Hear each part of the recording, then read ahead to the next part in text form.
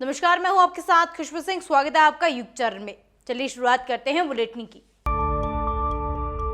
अलवर पहुंची भाजपा की परिवर्तन संकल्प यात्रा के तीसरे दिन उपनेता प्रतिपक्ष सतीश पूनिया ने पूर्व सीएम वसुंधरा राजे की खुलकर तारीफ की। उन्होंने कहा कि 2003 में वसुंधरा राजे का ग्लैमर था, ऐसा लीडर लीड करता तो उसका आकर्षण होता है। पूनिया ने यह भी कहा कि कांग्रेस की तरह भाजपा में सीएम फेस को लेकर कोई झगड़ा नहीं है। यहाँ आलाकमान मजबूत है, जिसके माथे पर तिलक लग जाएगा वही सीएम बनेगा और पार्टी में कोई चू भी नहीं करेगा।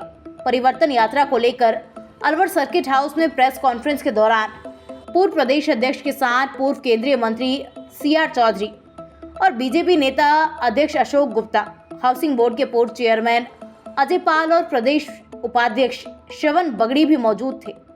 लाल डायरी पर पूनिया ने कहा, उसमें धुआं था तो आग भी निश्चित रूप से होगी। पार्टी का इससे कोई सरोकार नहीं है। कांग्रेस ने अपने पाप पर पर्दा डालने के लिए मैनेज किया होगा। जब राजेंद्र गुड़ा कांग्रेस से बाहर हो गए तो हर आदमी कहीं ना कहीं जाता है, इसलिए शिवसेना में चले गए। लाल डायरी में आगे के पन्नों पर भाजपा नेताओं के नाम के सवाल पर कहा कि ये सिर्फ पॉलिटिकल गॉसिप है और कुछ नहीं। कांग्रेस की राष्ट्रीय महासचिव प्रियंका गांधी ने भिलाई के जयंती स्टेडियम में आयोजित राज्य स्तरीय महिला समृद्धि सम्मेलन में महंगाई, बेरोजगारी के मुद्दे पर प्रधानमंत्री मोदी पर जमकर निशाना साधा। प्रियंका बोली, पीएम के उद्योगपति 2 करोड़ रुपए कमा रहे हैं। देश के किसान एक दिन में 27 रुपए कमाता है। इससे पहले प्रियंका ने वहां मौजूद स्व सहायता समूह की महिलाओं के साथ सेल्फी ली। प्रियंका को अपने बीच पाकर महिलाएं खुश नजर आई। उन्होंने सुआ नाच के साथ लट्टू पर भी हाथ आजमाया। मंच पर प्रियंका के साथ प्रदेश प्रभारी Kumari Selja, CM Bhupesh, TS Singhdeo, PCC chief Baij के साथ कई कांग्रेस नेता मौजूद रहे। मौसम खराब होने के चलते वो सड़क रास्ते से होकर भिलाई पहुंची थी। उनका इस साल का ये तीसरा दौरा रहा। कार्यक्रम में कांग्रेस नेताओं और कार्यकर्ताओं के साथ काफी संख्या में लोग मौजूद रहे।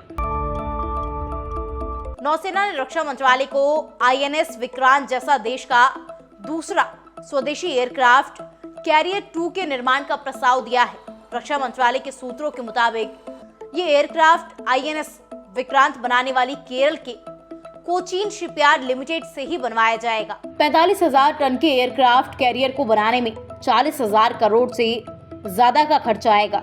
प्रस्ताव को पहले रक्षा खरीद बोर्ड, रक्षा अधिग्रहण परिषद और आखिर में प्रधानमंत्री की अध्यक्षता वाली सुरक्षा कैबिनेट समिति फाइनल करेगी।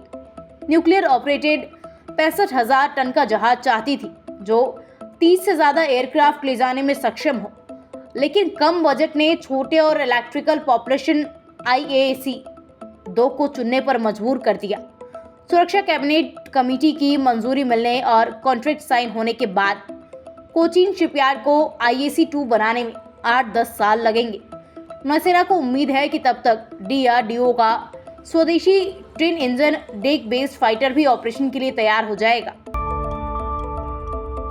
मुख्यमंत्री अशोक गहलोत ने गुरुवार को जयपुर में 1450 करोड़ के प्रोजेक्ट्स का लोकार्पण और शिलान्यास किया। शिलान्यास कार्यक्रम को संबोधित करते हुए गहलोत ने कहा, देश में संविधान की धज्जियां उड़ रही है। ईडी इनकम टैक्स के छापे पड़ रहे हैं। न चाहते हुए भी ईडी इनकम टैक्स को लोगों के घरों में घुसना पड़ रहा है, तंग करते हैं। राजस्थान में भी ईडी का प्रयोग करके देख लिया, लेकिन सारे फेल हो गए। गहलोत ने कहा, अखबारों में ईडी की बातें चल रही थी, कहीं चांदी मिल गई, कहीं सोना मिल गया, तो कहीं पैसा मिल गया। इसका कौन धनी धोरी है, इसका पता किया क्या? सरकार का मंत्री या अफसर पकड़ा गया क्या? इनको दलाल खोजने पड़ते हैं। आप सोच सकते हैं लोकतंत्र कहाँ जा रहा है। हमें इसका भी मुकाबला करना होगा। गहलोत ने कहा, हमने उस समय मेट्रो ट्रेन चलाई जब देश के केवल चुनिंदा बड़े शहरों में ही मेट्रो ट्रेन चलती थी। हमने मेट्रो का काम साल 2009 में शुरू किया था और रिकॉर्ड टाइम 2013 में उसका ट्रायल शुरू कर दिया। मैंने एक आर्टिकल पढ़ा था जिसमें लिखा था जयपुर में मेट्रो संभव है। इसके बाद मैंने शांति धारीवाल से बात करके इस प्रोजेक्ट पर काम करने के लिए कहा था।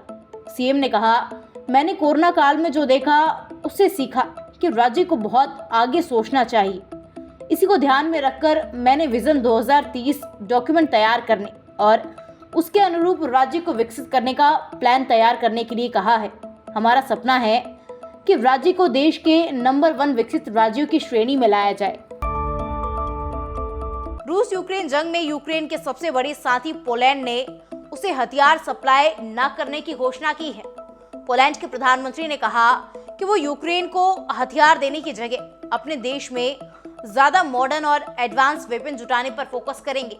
दरअसल पोलैंड और यूक्रेन में अनाज के एक्सपोर्ट को लेकर तनाव बढ़ता जा रहा है।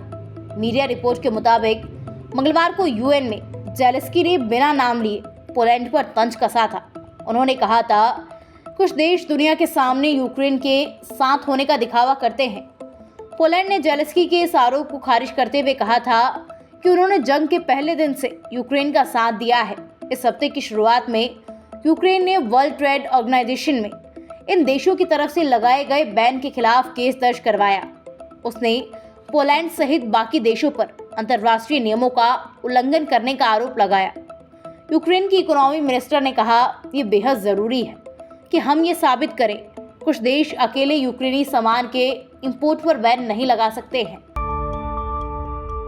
ऐसी तमाम खबरें देखने के लिए सब्सक्राइब कीजिए हमारे चैनल को और यूं ही बने रहिए युग चरण पर।